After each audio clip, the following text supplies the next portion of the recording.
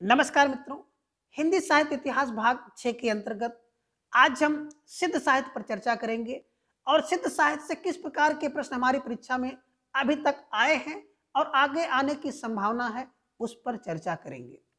सबसे पहले हम सिद्ध साहित्य के बारे में जानेंगे कि सिद्ध साहित्य का विकास कैसे हुआ या किस रूप में हमें दिखाई देता है। सिद्ध साहित्य का विकास की बात अगर करें तो बौद्ध धर्म से सिद्ध साहित्य का विकास हुआ माना जाता है। अब बौद्ध धर्म की दो शाखाएं जिसे हम जानते हैं कि पहला था हीनयान और दूसरा था महायान।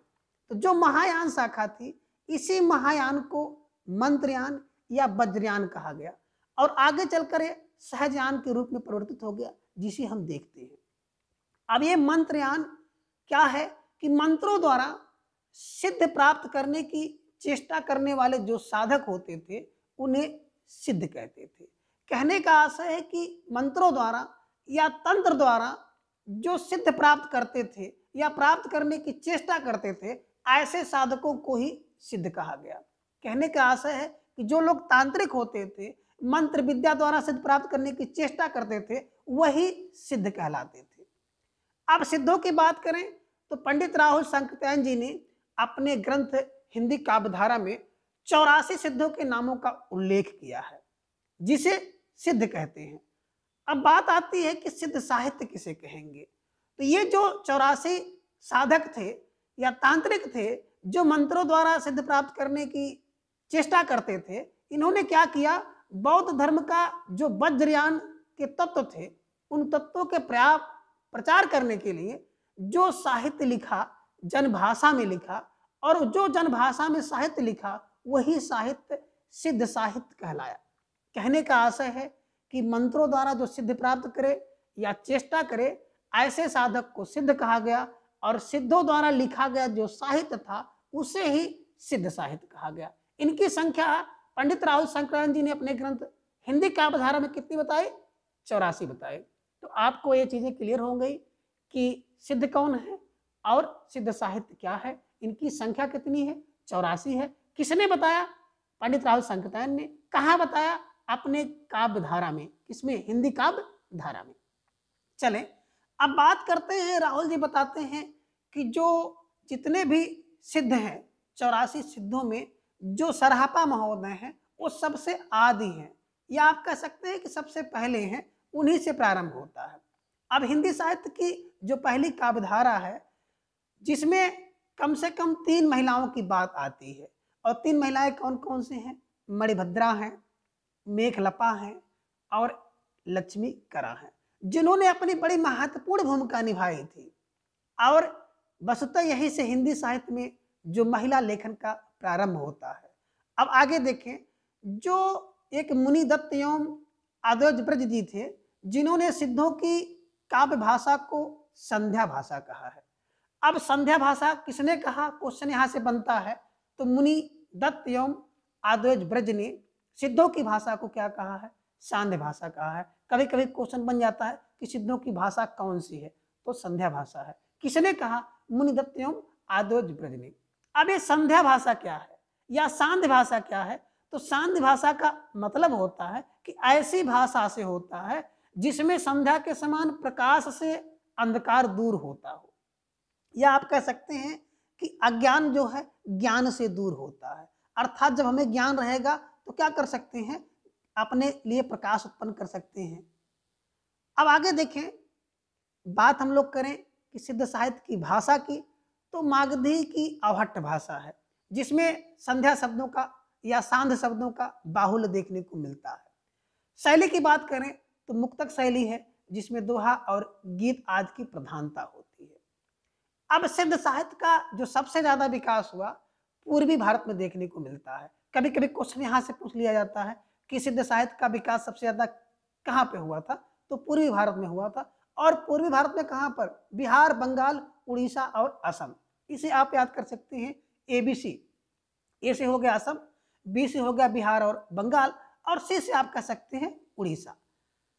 अब सिद्ध साहित्य को सर्वप्रथम प्रकाश में लाने का काम जो करते हैं 1916 में हरप्रसाद शास्त्री जी, और इन्होंने बड़ी महत्वपूर्ण एक रचना लिखी थी। उस रचना का नाम था बौद्ध गान ओ दोहा। अब कभी कभी क्वेश्चन पूछ लेता है डायरेक्ट कि बौद्ध गान ओ दोहा शीर्षक रचना किसने की? तो हरिप्रसाद शास्त्री ने की। कब की? 1916 में की। कब, किस लिए किए थे? तो सिद्धों को प्रकाश में लाने के लिए, सिद्धों का प्रचार प्रसार करने के लिए कि लोग उनको भी जाने, इस प्रकार की रचना उन्होंने की। दूसरा प्रयास की बात हम लोग करें तो डॉक्टर प्रबोध चंद बागची ने किया था। उन्होंने तिब्बत पाठों के माध्यम से शास्त्री जी के जो पाठ में आवश्यक संशोधन थे उसको करके उस पर टीका प्रस्तुत किया। और तीसरा और सबसे जो महत्वपूर्ण प्रयास किया राहुल सांकृत्यायन द्वारा 1945 में किया गया। और उन्होंने क्या किया? नेपाली प्रतियों के आधार पर हिंदी काव्यधारा का संपादन किया और फिर तिब्बती पाठों के आधार पर सरहपा के दोहों का संग्रह तैयार किया और समग्र रूप से सिद्ध साहित्य का संपादन कार्य सर्वप्रथम प्राच्यविद थे जिनका नाम था बिंडल महोदय ने किया। अब आगे देखें सिद्धों के साहित्यिक देन क्या है, उन्होंने साहित्य को क्या दिया। अगर इस पर चर्चा करें तो सिद्धों ने चर्या पदों के विविध राग रागनियों को लिख करके जो प्रवर्तित या बाद के जितने भी गीतकार हैं, जयदेव हो चाहे विद्यापति या सूरदास जी हो, उनके लिए एक मार्ग खोल दिया। और इतना ही नहीं, श्रृंगार को काम समन्वित बनाकर उन्होंने उसमें नाना काम कलाओं का अंकन भी किया। और दर्शन के क्षेत्र में इन्होंने जो शंकराचार्य के मायावाद के लिए भी पथ प्रशस्त किया। यानी कि बड़ी महत्वपूर्ण साहित्य को देन इनकी थी कि राग रागनियों का आगे उन्होंने श्रृंगार के काम समन्वित का योगदान किया और आगे शंकराचार्य के लिए इन्होंने मायावाद के लिए भी पथ प्रशस्त किया। आगे हम लोग चर्चा करेंगे कि सिद्ध साहित्य के प्रमुख कवि और उनका संक्षिप्त परिचय। यहां से क्वेश्चन बनने की बहुत प्रबल संभावना रहती है। तो पहले हमारे कवि हैं सरहपा महोदय। और सरहपा की जो रचनाएं हैं, दो रचनाएं यहाँ पर दिखाई आपको दे रही हैं। बाकी सरहपा आदि कवि माने जाते हैं, ब्राह्मण कुल में उत्पन्न हुए थे और बाद में ये भिक्षु हो गए। इन्होंने, इनके दो अन्य नाम भी मिलते हैं, चाहे वो राहुभद्र हो चाहे सरोजभद्र हो। राहुभद्र की बात करें तो बौद्ध परंपरा से संबंध है इस नाम का, और सरोजभद्र की बात करें तो जब वज्रयान में गए थे तो वहां से इनको ये नाम मिला था। एक आपको पेपर में देखने को मिलता है सहजयान या सहजिया संप्रदाय। क्वेश्चन पूछता है सहजयान या सहजिया संप्रदाय के प्रवर्तक कौन है, और आपका उत्तर वही पे होना चाहिए, कौन? सरहपा या राहुभद्र या सरोजभद्र। अब राहुल सांकृत्यायन ने इनका जो जन्म समय माना वो 769 ईस्वी माना, लेकिन इससे अधिकांश विद्वान सहमत थे। और बताया जाता है कि इन्होंने सर, जिसे हम लोग कहते हैं बाण बनाने वाली, एक लड़की के साथ विवाह किया था, इसलिए इनका नाम सरह पड़ गया। और पाद या पा शब्द जो है सिद्धों का आदर सूचक शब्द होता है, इनके पीछे लगता है। तो सरह में क्या लग गया? पा लग गया, तो हो गए सरहपा। और इनके द्वारा कुल 32 ग्रंथ लिखे गए हैं, रचे गए हैं, जिनमें दोहा कोश जो है हिंदी की रचनाओं में बहुत प्रसिद्ध है। और सरहपा के जो दोहा कोश हैं उस पर आदय ब्रज ने एक टीका लिखी थी और टीका का नाम था विषय पद भंजिका। विषय पद भंजिका नाम से उन्होंने एक टीका लिखी। अभी तक आपने क्या देखा? सरहपा के दो नाम कौन कौन से? राहुभद्र और सरोजभद्र। प्रमुख रचनाएं दो हैं, दोहा कोश और चर्या गीत। बाकी इन्होंने 32 रचनाएं या 32 ग्रंथ लिखे हैं, लेकिन प्रमुख कौन है? दोहा कोश और चर्या गीत कोश। इसी दोहा कोश पर किसने? आदय ब्रज ने एक टीका कर दिया और टीका का नाम था विषय पद भंजिका। अब आगे जो दूसरे हमारे मिलते हैं सिद्ध कवि, वो कौन है? वो है सरहपा महोदय। और सरहपा महोदय की बात करें तो सरहपा का जन्म क्षत्रिय कुल में हुआ था, 780 ईस्वी में हुआ था। और ये जो है सरहपा इनके गुरु थे, यानी कि ये सरहपा के शिष्य थे। अब इनका नाम सरहपा क्यों पड़ा? कह रहे कि भीलों और सबरों की भांति ये वन में जीवन व्यतीत करते थे, इस कारण से इनका नाम सबरपा पड़ गया या सबरपाद नाम प्राप्त हुआ। और राहुल सांकृत्यायन जी ने इनके जो अनुदित ग्रंथों की संख्या 26 बताई है, और जिनमें चर्यापाद जो है इनकी प्रसिद्ध पुस्तक है। इन्होंने सिद्धों में प्रचलित आध्यात्मिक प्रतीकों का प्रयोग किया है और जहां कहीं इनकी कविताओं में ऊंचा प्रयोग आया है वहां पर सुषुम्ना नाड़ी का प्रतीक है और सबरी नैरात्मा की प्रतीक है और सबर जो है साधक है। सबरपा महोदय की रचनाएं देखें। चर्यापद, चित्त गुहा गंभीरार्थ, महामुद्रा ब्रजगीत और सुनीता दृष्टि इनकी प्रमुख रचनाएं हैं। आगे आपको एक और सिद्ध कवि देखने को मिलते हैं, लुईपा। और लुईपा महोदय की सबसे पहले हम रचना की बात करेंगे कि इनकी रचनाएं हैं अभिसमय विभंग, दूसरा है तप्त स्वभाव दोहा कोश, तीसरी प्रमुख रचना है बुद्धोदय और चौथी रचना है भगवद समय और पांचवी रचना है लुईपाद गीत का। अब जो लुईपाद महोदय हैं, 84 सिद्धों की बात करें तो लुईपाद का सबसे ऊंचा स्थान है।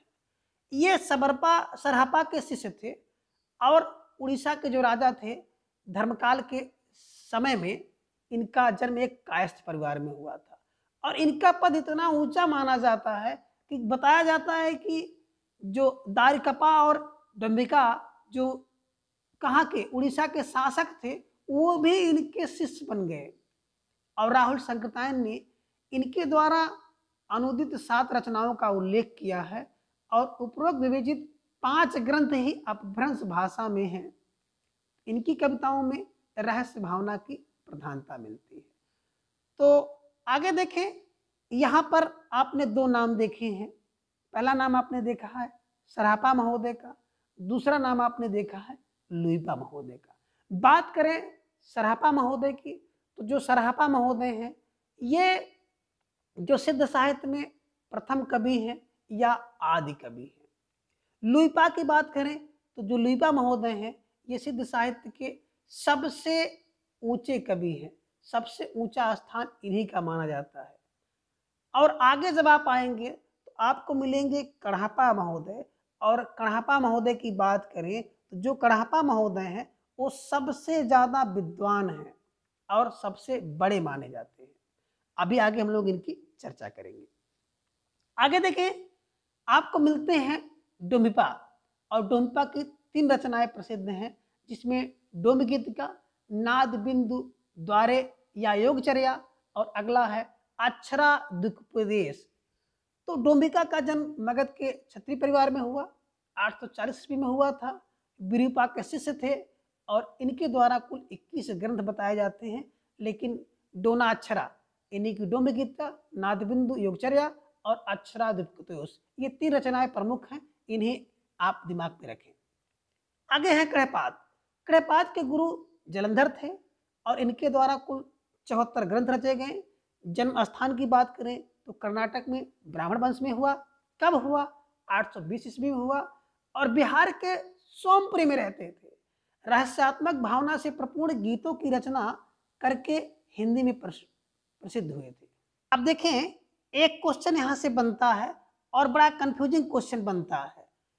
पहला क्वेश्चन बन सकता है कि 84 सिद्धों में पहला स्थान किसका है? तो 84 सिद्धों में जो पहला स्थान है वो किसका है?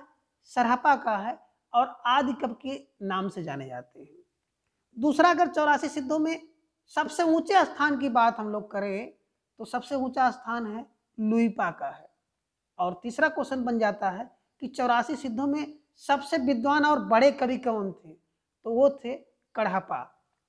तो इस प्रकार आपने क्या देखा? सरहपा, लुईपा और कड़हपा, इनको दिमाग में रखना बहुत जरूरी है। कैसे याद रखेंगे? तो आप कह सकते हैं सिद्ध के कवियों को याद करने के लिए क्या सीखो? सलूक सीखो। तो सा से हो गया सरहपा, लू से हो गया लुईपा और का से हो गया कड़हपा। एक कौन है? आदि कवि हैं, प्रथम कवि हैं। दूसरे कौन है? सबसे ऊंचे स्थान पर हैं। और तीसरे कौन है? सबसे बड़े हैं और विद्वान हैं। और कड़हपा के विषय में राहुल संकृतायन जी ने कहा है कि कड़हपा पांडित्य तथा कवित्व में बेजोड़ है। कभी कभी हो सकता है ये लाइन पूछ ले कि कढ़ापा व्यक्तित्व तथा कवित्व में बेजोड़ है, किसने कहा है? तो राहुल सांकृत्यायन जी ने कहा है। और कढ़ापा के विषय में पंडित राहुल सांकृत्यायन जी ने कहा है कि कढ़ापा पांडित्य और कवित्व में बेजोड़ थे। कभी कभी इसे दे देता है और पूछ लेता है किसने कहा है, तो याद रखें इसे राहुल सांकृत्यायन जी ने कहा है।